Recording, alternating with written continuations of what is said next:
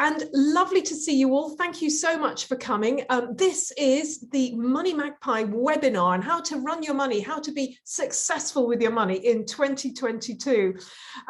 We've set up this webinar because things are looking a bit tricky, let's be honest, for 2022. Prices are rising already. They've been rising for a few months. They're likely to continue to rise for a while. And we're talking the basics like energy, petrol, food, all of that. So we're going to have a really good look at how we can all cut costs, but still have a good standard of living, just on less, frankly. And I'm thrilled to be able to introduce you to my two big experts and Money Magpie expert as well. We have the independent financial advisor, David Braithwaite from Citrus Financial Management. Give us a wave, David. And we also have Matt Megens, who is CEO of the budgeting app HyperJar. Hello, Matt. Have a wave. Thank you. And we also have Isabel Lawrance, or Izzy to us, who's from Money Magpie. Say hello, Izzy. Hi. So Izzy's got some really helpful things to say, and she'll be also letting me know when someone has a question. So there's both of us keeping an eye. This webinar's open, as I said before, to everyone to ask any questions and also give us your tips. No question too dumb, no tip too dull, frankly, because we all need ideas. Lots of people have got good ideas. So I'm waiting to hear about your now, let's have a look at the first area. What I thought I'd do is we'll have a little bit of, oh, now we've got Michael. Are you saying the audio? And now, has anybody else got a problem with my audio? Izzy, can you hear me all right? Yeah, I think normally when that happens, you'll just have to leave and then come back via Zoom instead of Eventbrite. Sometimes it messes with it a little bit. That's the thing. I'm really sorry about this. Yes, this is an Eventbrite thing and we don't know what it is, but there's something a bit weird. If the audio is garbled, this is something to do with Eventbrite. You may need to come out and go back in. Should they come back in using the same link, Izzy? Will that work? Yeah, just via Zoom though. So there should be a Zoom option. Okay, so just go out. So Michael and Janet, if you go out and then come back in using the Zoom link. Sorry about that. No idea why it happens like that, but that's one of the, Eventbrite gremlins going for it. So I'm going to start by looking at energy, because of course energy bills have been in the news. Not surprisingly, they've been going up. We've heard just this week that they're likely to go up further, and I mean really go up. So we're going to have a look at ways that you can save on your energy. And I thought I'd actually start with Izzy on this, because I know, with Money Magpie, we've got a load of articles. We've built up articles over the years about how to cut down on your energy, how to cut your energy bills. So Izzy, what ideas do you have for us to start us off? Oh, I've got absolutely loads. I've got plenty. So the main thing is there's little things that you can do. It's the small things that make the biggest difference in the home. Things like, boarding up drafts with rolled up towels, getting secondhand curtains quite cheaply from charity shops that are big and heavy to put across your windows, things like that. Putting your heating on a self timer, so it's not just running all the time. I have it on for 2 hours when I wake up in the morning and a couple of hours before I go to sleep. And then the rest of the time I just try and cozy up with socks and jumpers and things like that. Obviously, if it gets too cold, I will put it on. I'm not going to, sit in the icy cold, but until it gets to a very cold point, I will just try and bundle up. Other things as well, just little things, time your showers.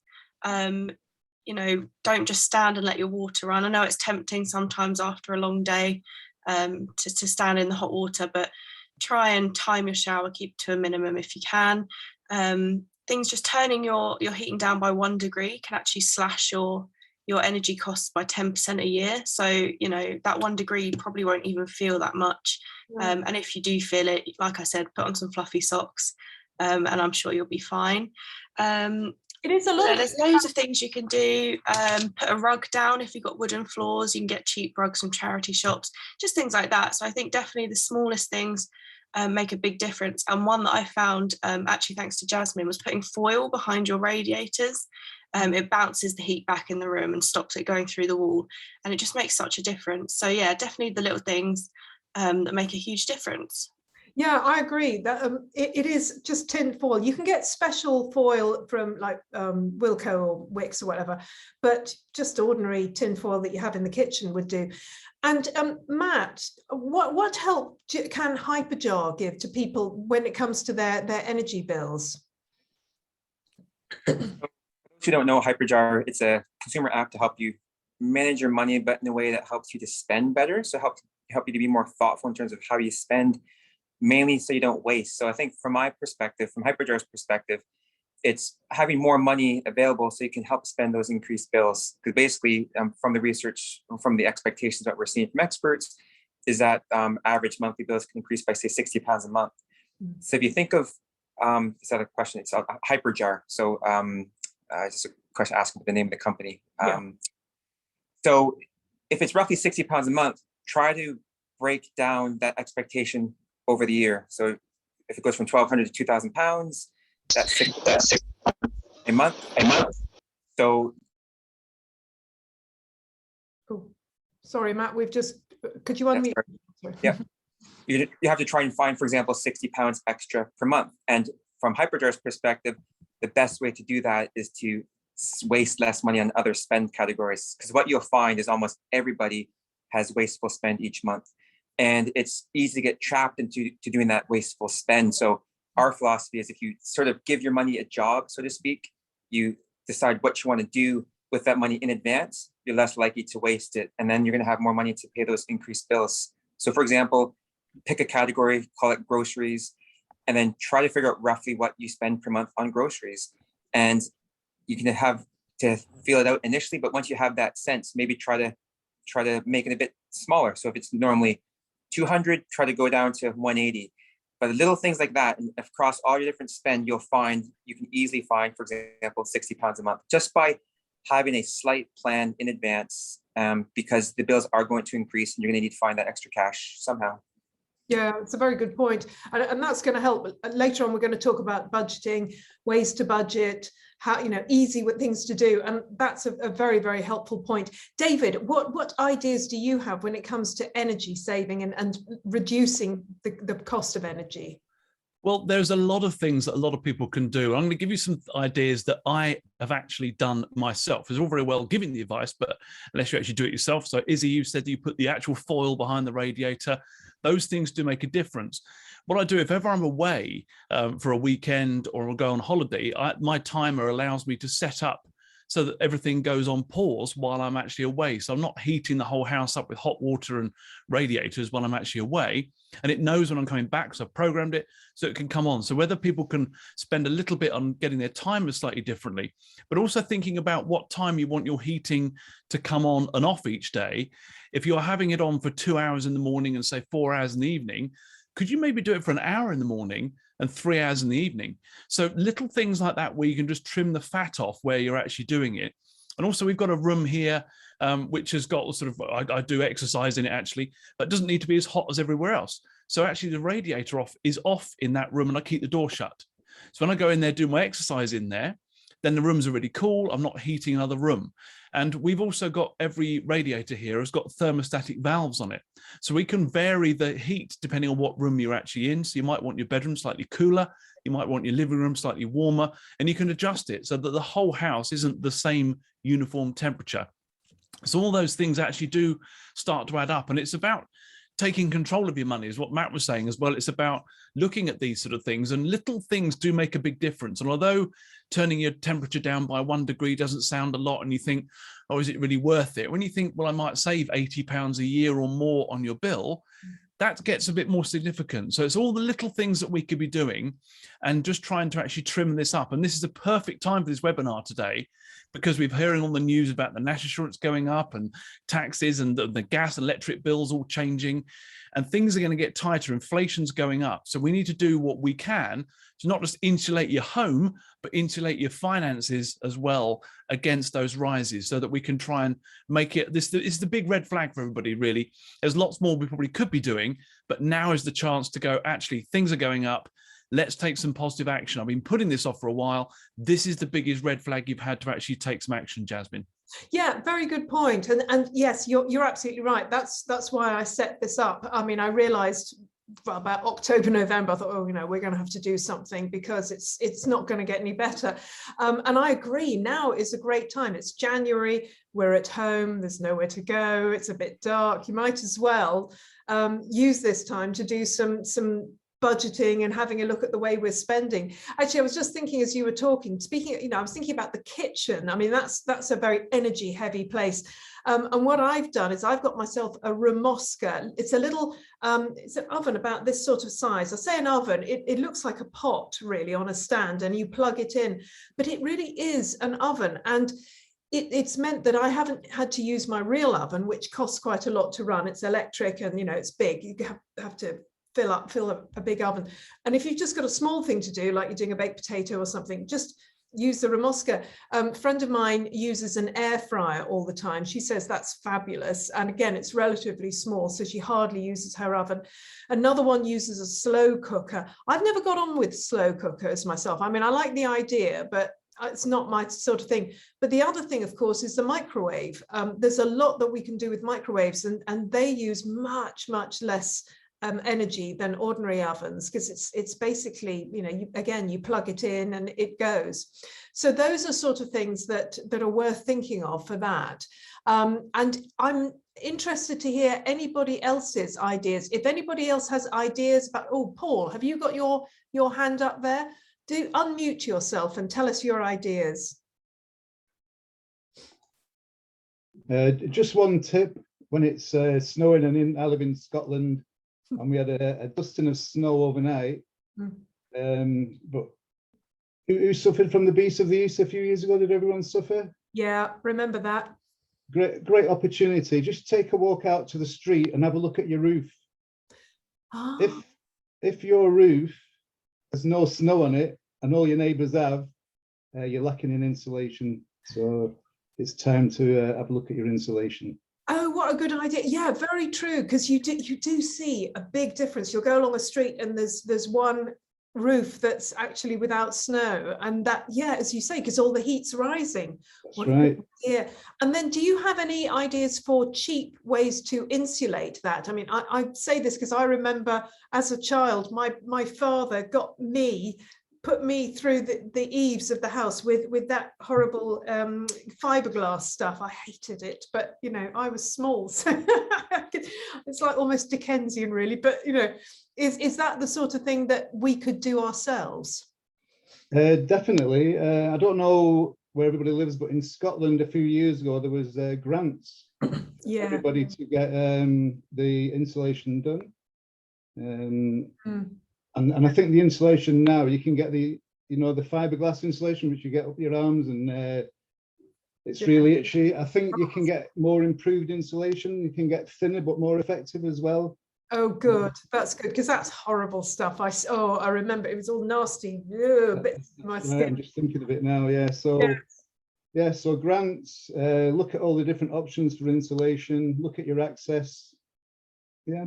Great. Oh, that's Izzy. We have articles, or at least one article on green grants and things, don't we? Yeah, we do. And we also did a webinar a few months ago about saving money on your energy bills. So I'll link that in the chat for anyone that's interested. Oh, brilliant. Thank you. And we'll put that also, we'll do a link in the article, won't we, when we upload this. So that's great. That's fantastic. Thank you so much for that, Paul. Thank you from David and Matt and Izzy. And I thought we'd now move on to petrol and travel generally. Petrol prices are just eye-watering. I mean, I'm grateful to say I don't have a car. I live right in the middle of town. I don't need a car, but every now and then I actually hire a car off a friend of mine, which is another thing that I recommend. If like me, you live in the middle of a town, you don't use your car much, sell it and hire one every now and then. As I say, I do it off a friend. That helps her to run her car, and she lives quite close, so it's quite easy to get her car.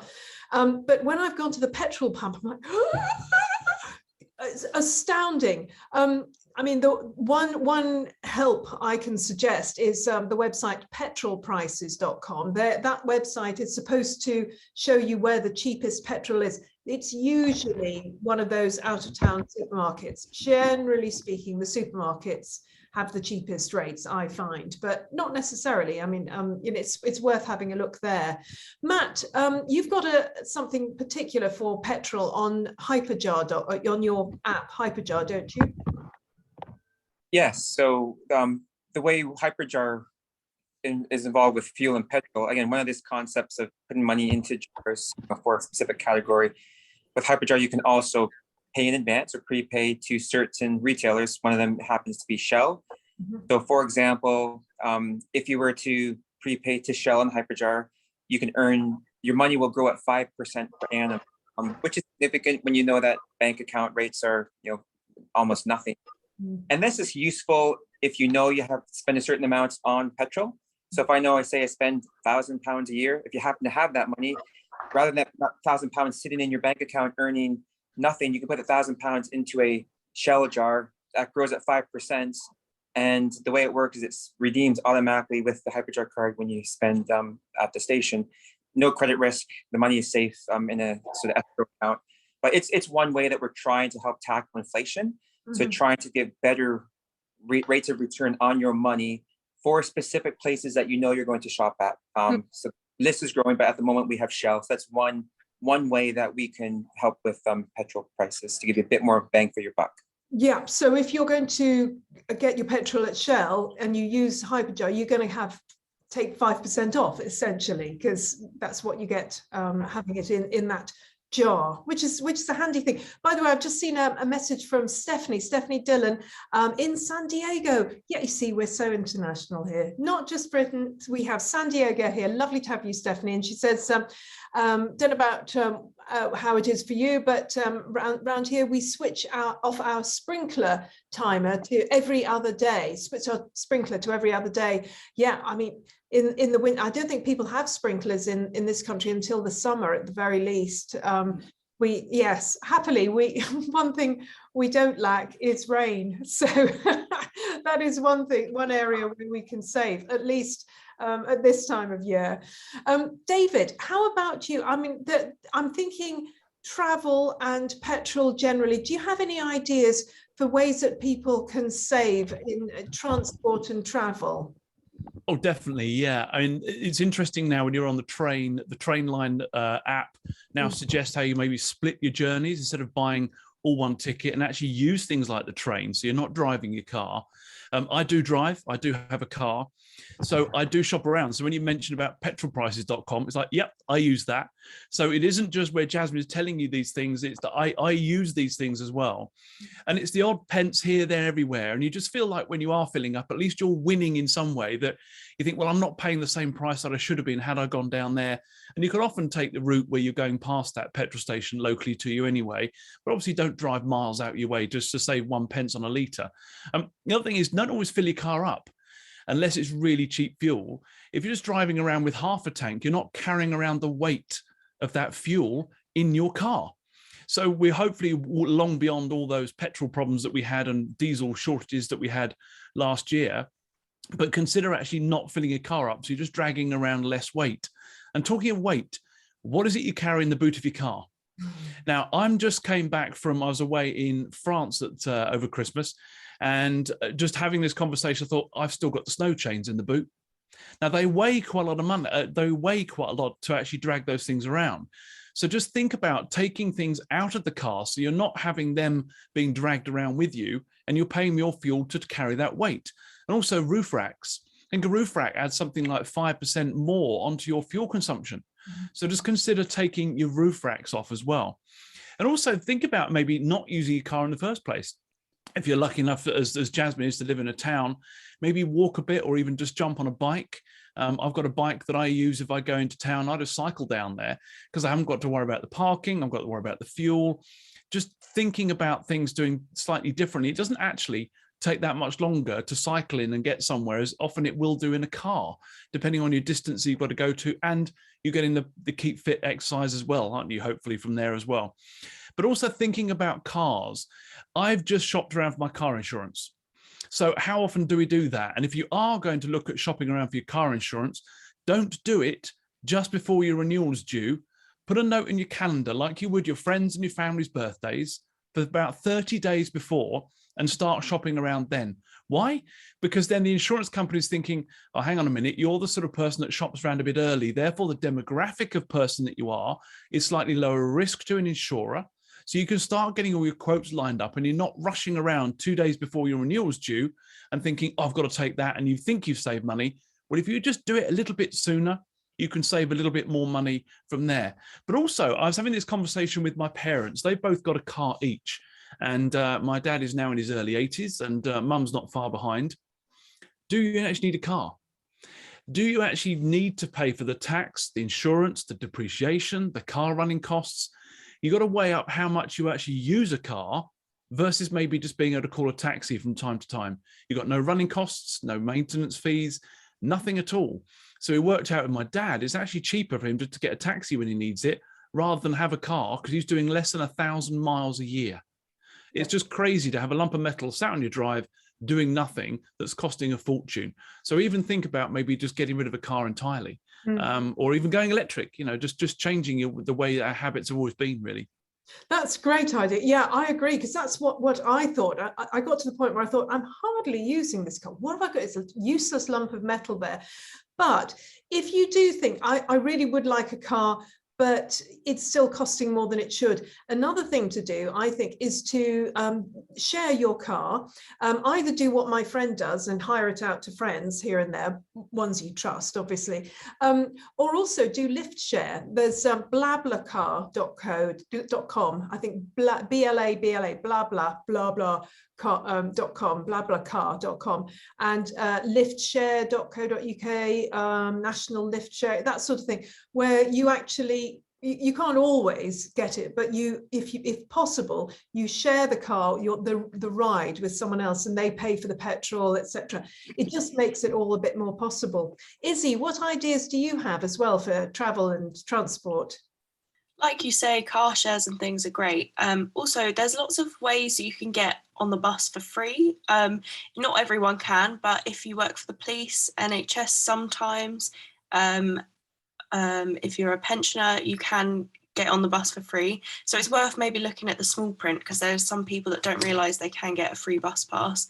My friend's dad, actually, he's partially deaf, so he managed to get a free, I think it was a free, or a highly discounted rail card, and it gives him 30% off all of his journeys, and whoever's with him gets 30% off their journeys as well. So things like that, it's just worth looking into, because you never know what you can save on. And also the big one is holidaying in the UK. If you can save that money from flying on the plane, Yes, and there's plenty of lovely places here you can visit.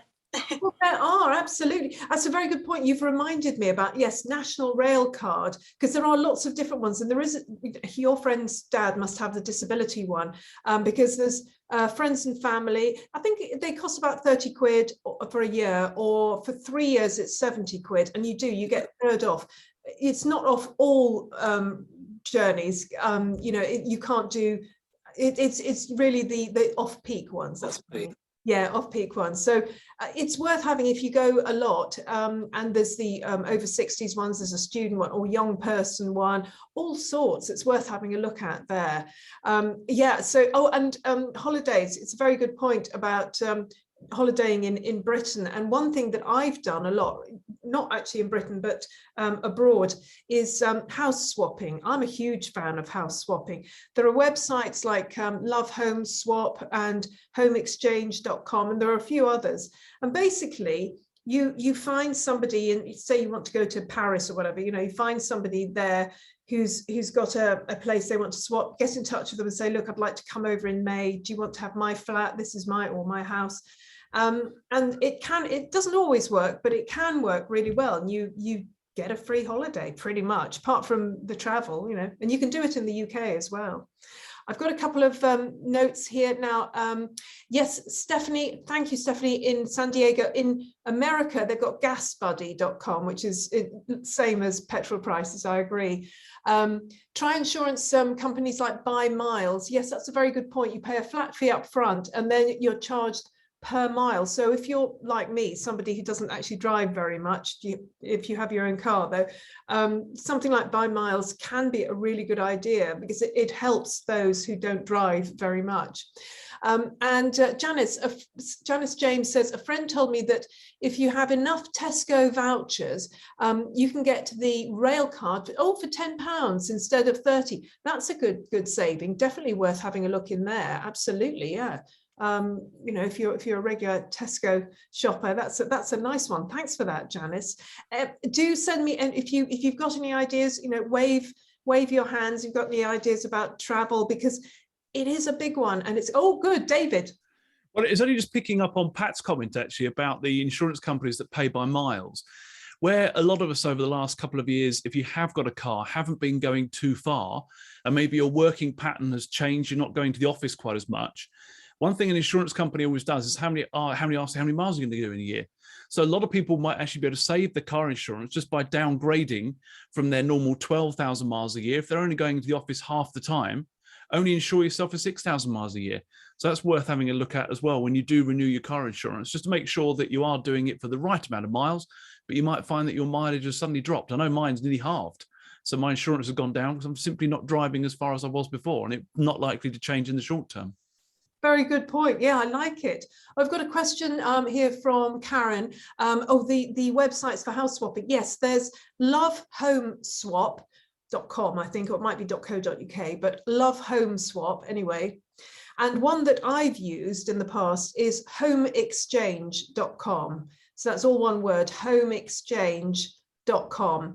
And I've swapped with people in America, in France, in Spain, that way. That not for 2 or 3 years. In fact, I go to America every year. I used to, and I actually got to the point where I stayed with the same lady, and then every year she would come over to Paris. She would swap with a couple in Paris, and then she'd get on the Eurostar and she'd come over here for a week. So that was how we did it. I'd stay with her in the spring, which is when I have a meeting, and she'd come over in like July, August, and I'd move out of my flat because I've only got a 1-bed flat, and she'd have this, and it works really well. And we're all really good friends now, you know, the Paris people, her and everything. So if it works really well, and it saves a ton of money. It really does.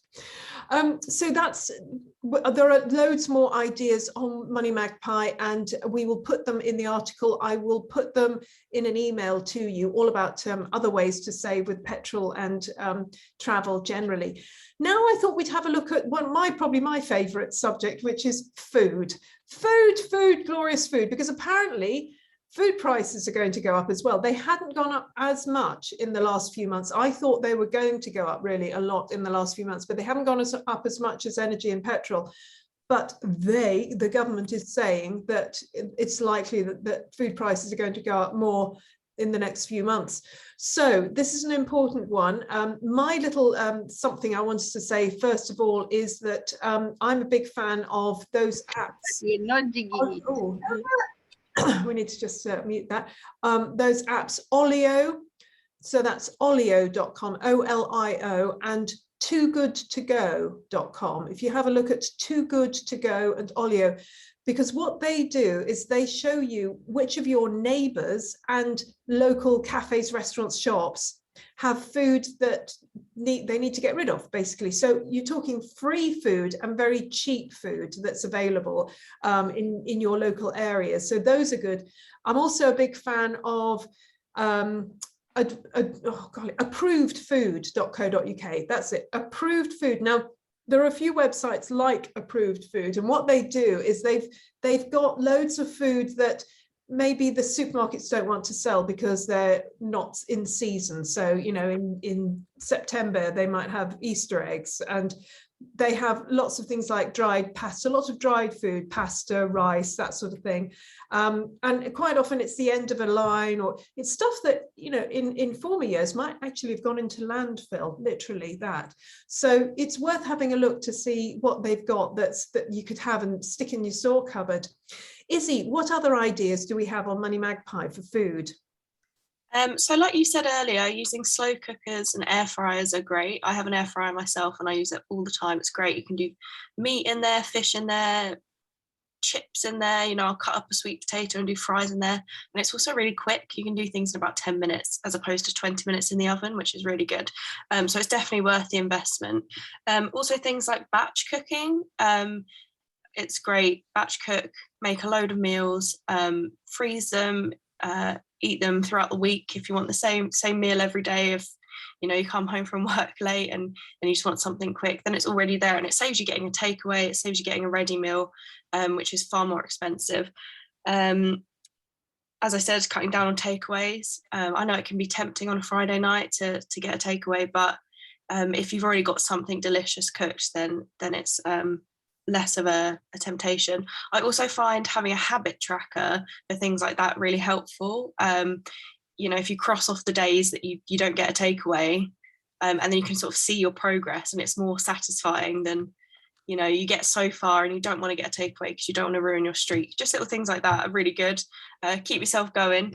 And finding out when your local supermarket puts their yellow stickers out. It's different for every supermarket. It could be 7 a.m, could be 7 p.m, whenever. Find out your specific supermarket, because you can get sometimes £15 worth of food for about 80 pence.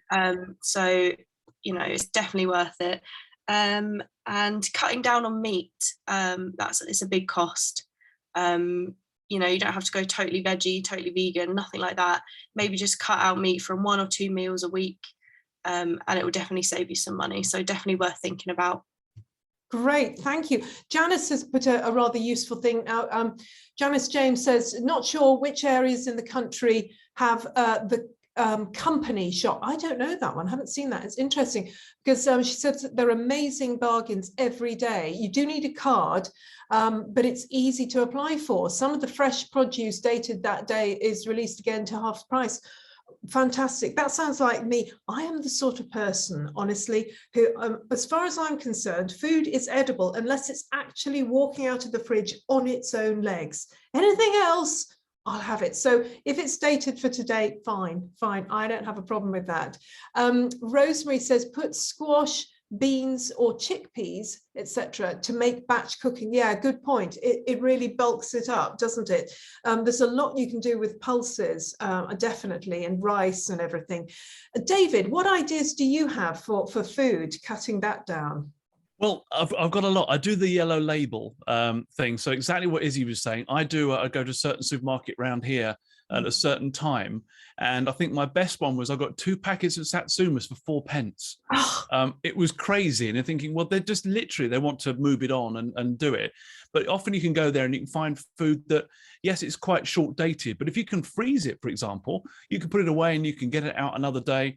So I do a lot of that. But also I was teaching my son's 12 and I took him shopping recently. And it's about how do you spot what's a good value or not? And it's about looking at the prices of these things, but also looking at the price per 100 gram or the price per litre or the price per weight, because that tells you what that really is going to cost you. And these supermarkets are blooming clever. There's a whole lot of tricks that they do to try and get us to buy what they want us to buy. And product providers put things in certain places they pay for on shelves at the end of units of shelves. So just looking at the price per kilo or per fluid liquid tells you what maybe is actually cheaper, because it can be very difficult comparing prices sometimes. So I do that as well. And also maybe online shopping, because then you're not walking around there and you're seeing all the special bargains. You're going in there with an intention of saying, I'm going to order this and I'm out. So normally when you walk around the supermarket, you'll always pick up something that you maybe didn't have on your list. And if you don't write a list when you go shopping, write a list, because otherwise that can get really distracting. You're just wandering aimlessly around. But a friend of mine is on Too Good To Go, just to pick up on what you said, Jasmine, and she posted a picture on Facebook, which I've got up in front of me here, just to reiterate the point here. She got on Too Good To Go, bag of stir-fry vegetables, 3 packets of salad, 3 tubs of coleslaw, 2 bags of herbs, mixed veg, baguettes, a loaf of bread, a packet of mince, sausages, tuna sandwich, muffins, donuts, and a raisin and a cinnamon swirl, a turkey bake, and a chocolate pudding. £3.50. And she's posted, you probably can't see it, but there's the photograph of her haul that she was very proudly putting onto Facebook. So these things do work. You know, if you want to register with Too Good To Go, she's a huge fan of it. So it's just being sensible with those sort of things, and never go shopping when you're hungry. You know, it's an age-old thing, isn't it? Otherwise you walk around and everything looks tempting at the same time. So just be really, really careful. But just maybe go later in the day and look at the bargain shelves. Most supermarkets have got them, and see what you can do. And also, don't just buy, I mean, I'm not saying everyone buys microwavable food, but buying stuff and batching it up or just cooking for yourself is so much cheaper than buying it pre-made.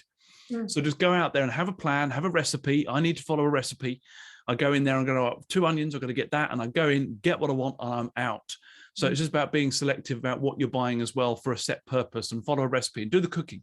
So that will save yourself a lot of money as well. Fantastic. Matt, what have we got on HyperJar that can help with food, including maybe restaurants as well as doing the supermarket shopping?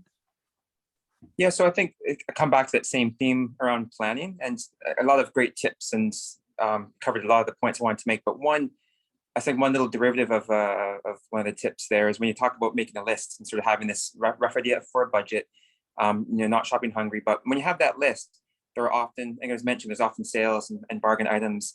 So make a list, but allow flexibility. So for example, I might be that I want to have 5 servings of vegetables throughout the week. So don't necessarily say you're going to have, carrots, potatoes, spinach, broccoli. It might just be I'm going to have 5 servings of vegetables. And then that way I know I'm going to get my 5 servings of vegetables, but I'm going to look for the ones on sale. Just having a bit of flexibility combined with a list, you can actually save a lot, because every supermarket will have different things on special each week. But you also don't want to get caught into just buying whatever's on sale, because then you might overspend. So a list, but a flexible list, can actually save you a lot of money and still allow you to sort of make sure you have the meals that you need to feed, if it's a family or yourself. Very good idea. Any other tips from our lovely audience here for money, for food? I mean, if there's anything that you'd like to tell us about, wave at us, or just stick something in chat, because we've had some really good ideas there as well. Because we're going. One thing quickly on supermarkets: yes. Always look at the bottom shelf. Yes. It's so true. I do this all the time when I'm in the supermarket, because your eyes are drawn to the middle or slightly higher up, because that's how our height is. So it's easier for us. Not progressively and get on your hands and knees, but often the cheapest stuff is right at the bottom. So the own brand pasta and stuff is normally right at the bottom. They're hiding it from you. So go hunting when you're in the supermarket. So be the hunter-gatherer, but do the hunting. Excellent. Great idea. And I thought it'd be really good to just have a chat about budgeting generally, because I'd love to come up with a different word to budget, because the word budget makes you reusing the tea bags. But as I explain regularly, doing a budget, having some sort of budget, is really about laying the foundation for your wealth. It's about being on top of things. And Matt, I'm going to start with you, because I know the HyperJar app is all about budgeting, really. So what are your big tips to help people get into the budget mindset and actually set up a budget if they haven't done it before? Yeah, and this is easier or harder depending on your personality. So there's no one size fits all solution. But generally speaking, you're trying to get a sense of how much you typically spend, and you're trying to ensure that you stay within that amount. So the easiest way to start is to look at your historical spend. So the easy way to start is look at how much you spent last month in various categories. In HyperJar, for example, it'll show you your spend in previous months by category. So you get a sense of what you've been spending on. Once you have that rough approximate number, you can then decide, how much money you earn each month. And you can say, okay, I want to spend only this much within the grocery category or within my coffee habit category. You want to also have your treats and your splurge items. But the more you can plan for that in advance, the more you'll actually will change your behavior. Because the secret to budgeting, the whole point about budgeting, is trying to have this slight change of behavior that is easy to do, not requiring massive amounts of self-discipline. So if you can sort of get a sense of what you spend, then actually set that aside into some, in our case, a jar, and then your mind's going to start thinking about that, and you're going to start to plan around that, and it actually becomes quite easy. And one other thing I'll say that actually is very helpful is have like a buddy. If you have anyone else who's also interested in trying to budget or save money, and you sort of talk about what you want to do this month, almost like a fitness buddy, it's amazing how much that will encourage you to sort of stick with it and try to keep to that plan. Because like, honestly, the biggest thing people can do to have more money at the end of the year is not spend impulsively. And by having that, even that buddy or that plan, you're less likely to spend impulsively. You're more likely to have more money at the end of the day. That's a very good point. It's the same when you're trying to get out of debt, isn't it? It really helps to have a debt buddy, somebody else who's doing again, it's like exercise. I mean, I've got a friend who lives a few roads away, and if she's available to go for a walk around the park, then I'll do it. But telling myself to go for a walk, it's like, I've always got something else. And it's the same with spending and getting out of debt. If you can just have somebody else that's doing it with you, so much easier and more fun, literally. David, what kind of things do you say to your clients when it comes to budgeting? Because I'm guessing that, you know, even the people who come to you, who must have a bit of cash set aside, they probably need help when it comes to budgeting. They definitely, well, I think everybody needs help when it comes to budgeting. And as soon as you sort of mention the word, you say budgeting, people sort of go, oh no, because it's a bit of a cliche. But I have a saying that all progress starts by telling the truth.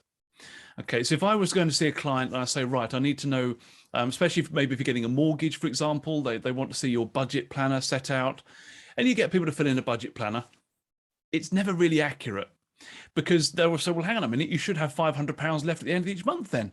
Well, no, I don't have that. And I heard a great expression recently where a client described it as, well, the rest just goes on life gunk. And it's things like the coffees, it's the stuff, it's the buying a drink in the pub, it's all the stuff that just goes there. But the biggest point with starting to budget is, I would suggest that people, the most honest way of doing it is get out your last 3 months bank statements and get them out. And if they're online, have a look online, print them off, whatever you want to do. But to actually sit down and look at, where did my money go? What happens to my direct debits? What's all the other things that just go out? And especially with things like contactless, where you can just tap and go, and it's very easy just to spend it.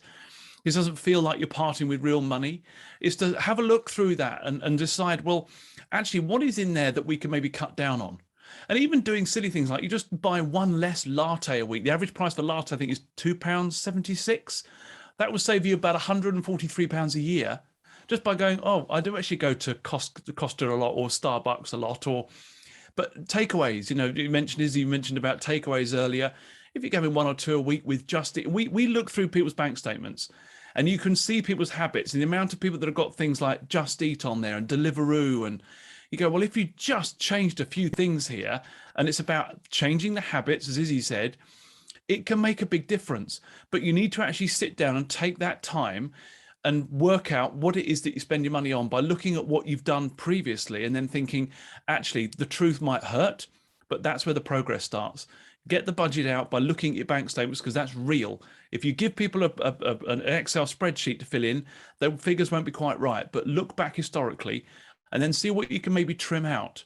I did it recently for me as well. I found out I was paying for, between me and my other half and son, 3 different streaming services. Okay, so I do it as well. So there I was paying for the Apple and Spotify and something else. Like, why don't we just have one family plan here? Because that was a lot easier.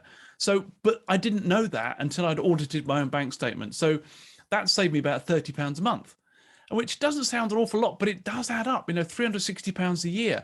And some people I'm talking to, and we look at budgets, say, oh yes, but it's only going to save me £1 a month or something. It's like, okay, if you walk past £1 on the pavement, would you pick it up or walk over it? And most people would pick it up. So you've got to think about all these things. It's those marginal gains that we've all got to make. And I always think that you should be in control of the money and not the money controlling you. And it all starts by telling the truth. Absolutely. That's great. Another way to do that, and I have done this in the past, is to do a spending diary as well. I mean, if you can do a spending diary for a whole month, that's brilliant. But even 2 weeks will do. I do it old school. I just take a notebook around with me and I write down everything that I spend. And that's usually tea and cake. That's the big one. You know, you're talking about, you know, habits. We get tea and cake. And then tea and cake again. You can actually get apps.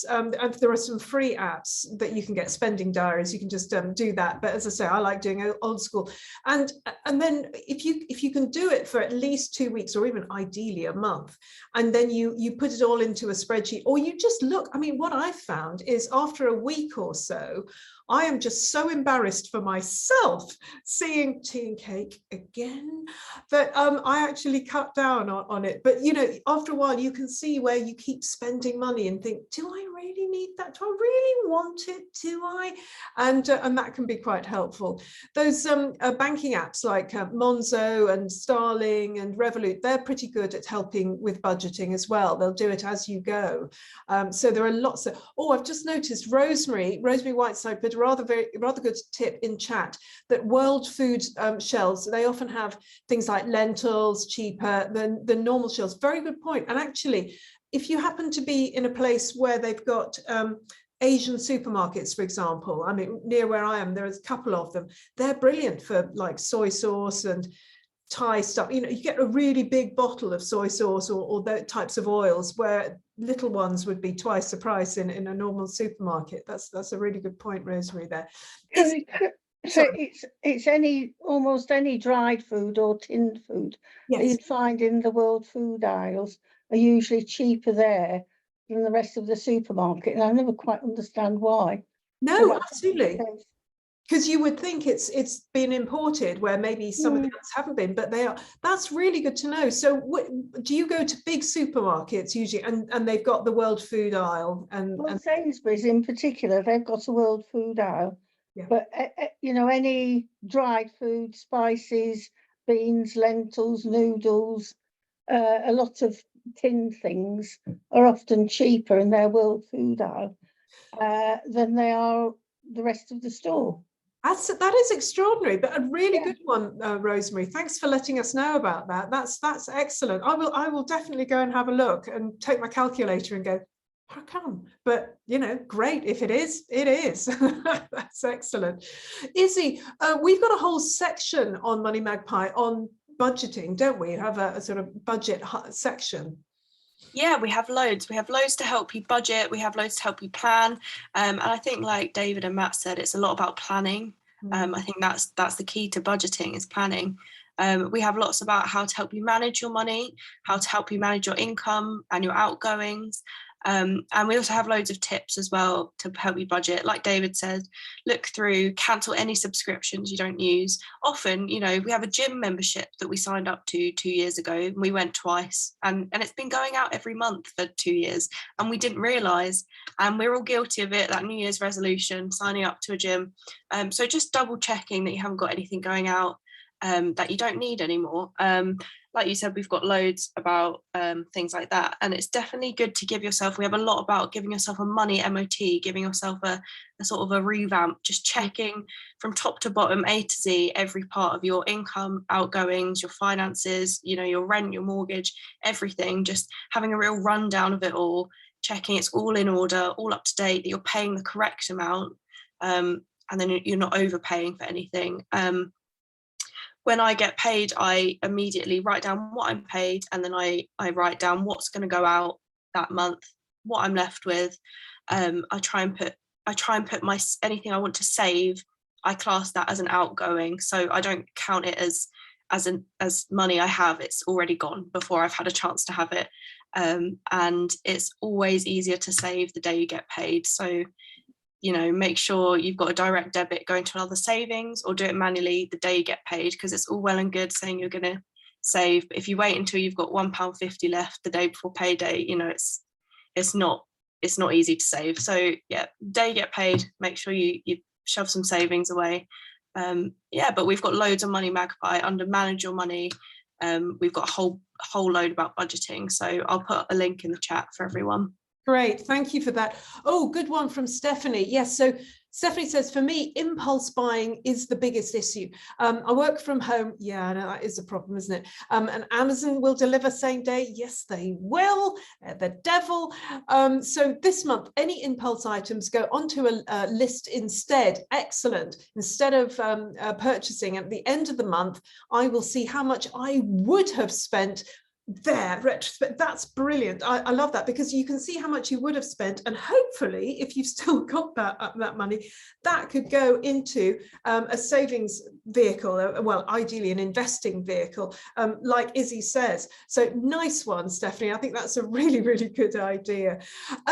Now, finally, I thought that we'd have a look at what you can get for free, how to live for free, because this is something that I've been developing all of my life. I know that there are freebies out there. There is free stuff out there that everybody can have. We did mention the food, you know, Olio and Too Good To Go, but there are lots of other freebies as well. Izzy, we've got all sorts of, we keep doing, you know, how to live for free, don't we? What have you got that you can think of? Yeah, so like you said, the food apps are absolutely great. You can get so much on there and like you said, sometimes you can get a whole bundle of food for £3.50, and sometimes you can get a bundle of food for free. Like they need to get rid of it. So definitely worth looking into. Another thing is freebie websites. There's hundreds of freebie websites. There's freebie Facebook groups. There might be freebies in your local area, groups that, you know, specifically for things near you. So definitely look out for those, because you can get free trials, free face creams, free shampoos, things like that. Similarly, if you walk into a department store, such as, well, Debenhams before it shut down, they have lots of freebies for you behind the counters. They don't like to give them out, but if you ask, they will give them to you. I used to work at Debenhams myself, so I know for a fact we would always forget to give freebies out. But if you came up and asked, we'd be more than happy to give you a handful. So definitely worth thinking about. Similarly, we've been working with a lot of bloggers to promote free days out. So we work with a lady called Emmy from Bablands, which is a blog about free days out for the family. So she's been working with us. So I'll pop some links as well in the chat. Free days out for the family, which is great. For, you know, days out to the cinema can be £10 a head. So something alternative that's free is always good. And I think that's all I can think of at the moment, but I'll definitely pop some links in the chat for you all to have a look at. Well, that's lovely, Izzy. Yeah, I agree. There are lots of these great websites around, and we will be sending you, I'm going to do an email after this. I'll be sending an email to everybody with lots of links to articles and websites, etc., HyperJar and more.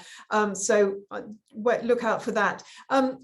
David, what freebies are you aware of? Because there's money out there, there's all sorts to be had, isn't there? There is, yes. Now, this is a great one, and it's one that I have recently done with the in-laws, and they didn't know. So how about some free money from the tax man? Nice. That's always a one to get a winner on, isn't it? Mm-hmm. So it's very precise as to how this works, but it's called the Marriage Tax Allowance.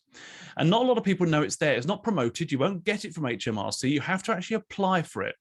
But essentially, if you're a married couple and one of you is a basic rate taxpayer, i.e. you earn less than $12,570, and your other half, your spouse or significant other, your civil partner, is earning between the personal allowance and before they've got to higher rate tax. So you're looking at between $12,571 and $50,270. The non-taxpayer can allocate some of their tax-free allowance to the taxpayer to reduce their tax bill. So how that works is that the basic rate taxpayer would then save £252 a year. And you can backdate it for 4 years. Okay, so if you just have a look for marriage allowance, and we just did this with the in-laws, they were like, we didn't know we could do this. And you won't unless you hear it from someone like myself or other people. But it's well worth having a look at. You need to go onto the HMRC helpline. There's a phone, if you literally put it into a search engine, or it might be on Money Magpie even, but the marriage tax allowance, it's well worth doing. It's a thing that not a lot of people know about, but you could claim yourself £252 for free. It's your tax back. So why wouldn't you do it? Absolutely. That's a great one. I love that. You know, get it. It's like sticking it to the man, basically. Money off HMRC. I love it. Yes, actually, and there is free money around also. If you go on to turntous.org, turn2us.org, or .org.uk, don't know. They've got, not only have they got a benefits calculator, which is useful to use, because you never know, there may be benefits that you could have that you didn't know you were qualifying for, but also they have access to grants.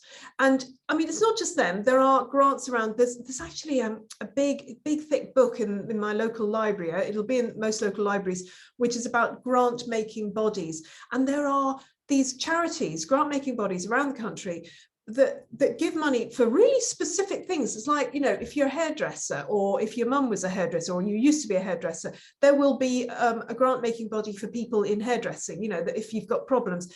There's one for people under 26 who are vegetarian or vegan. There are one for people who work in caravans and caravan parks. There's, you know, there'll be some for Scottish people, for Welsh people, or, you know, if your dad was Scottish. It's amazing what is around. So do have a look there. And also actually on Money Magpie, we are now doing roundups of recent grants, money that you can get your hands on. It's also possible to get money, sometimes it depends on your council, but quite often local councils have grants, hardship grants. So, you know, if you've had problems and you can't get universal credit or something like that, then you could potentially, it's worth asking. It's always worth an ask, always worth an ask. They might be able to help there. Now, finally, Matt, have you got any freebie ideas, maybe something you can get through HyperJar that can help people to live for free? Matt, Sorry, I had to unmute. I was listening to the suggestions, and there's some great suggestions, and I don't. The only thing, I have some free stuff in my garage I'm going to give away, but I really haven't system level free things. But on that point, you'd be surprised at how many people give away stuff for free. There's a free cycle. I think there's like a free cycle website, but for things that you might need for the house, like I'm a perfect example. I have some beautiful, good things. I can't be bothered to sell them. I will give them. I want someone who could use them. But you'd be amazed at what you can get for free if you look for it on Facebook or certain websites. Even eBay, there's people who will get rid of stuff for basically free or for like less than £1. So looking for something for the house, just check that first, because you'd be amazed what you can find. Yeah, I agree. Yes, I'm glad you've mentioned that, Matt, because yes, I use Free Cycle a lot. I've given away loads of stuff. I've given the fridge, televisions, sofas, and also bags of things. There have been times when I've just given away bags of bedding or you know, stuff that you can't actually even give to the charity shops. They don't take them now, and they'll just, well, they take them, but they'll just rag them.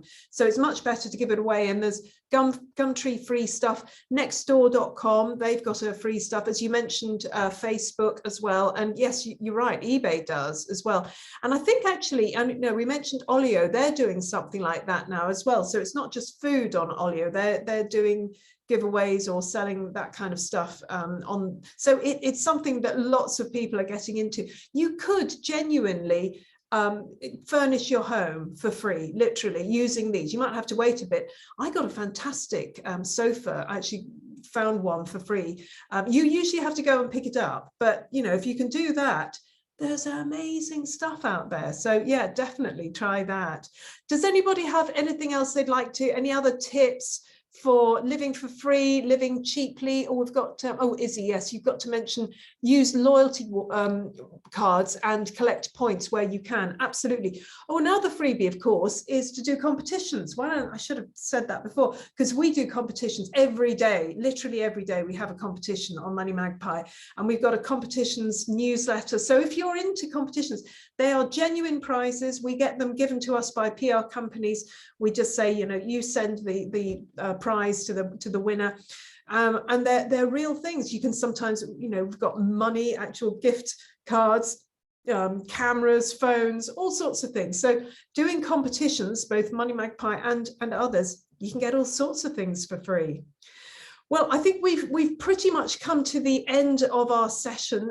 It's been great having you all here. Thank you so much. Now, one thing we didn't cover is where to put your money. You know, if you've got money in savings at the moment, as Matt pointed out, you know, you're looking at probably, well, what would you say about, well, I think 0.35% is the average at the moment on your savings. So we actually have a free webinar coming up on the 18th of January, Tuesday, the 18th of January at 7 o'clock, which is all about where to invest in inflationary times. Because right now, if you've got money in savings accounts, you are losing at least 4%, really, properly speaking. You're losing about 4% because with inflation running at about 5.1, 5.2%, they say, you know, if you've got money in a savings account, you are in real terms losing money. So we have got a free webinar where all about where to put your money.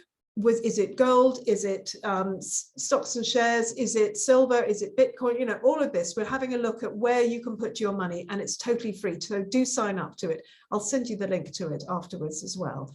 So thank you so much to my lovely guest, David Braithwaite, IFA from Citrus Financial Management, Matt Megens, CEO of HyperJar.com, and the lovely Isabel Lawrance from Money Magpie. And thank you to all of you who gave us your fantastic tips. There's some really, really good tips. See, we knew that all our Money Magpies know how to do it.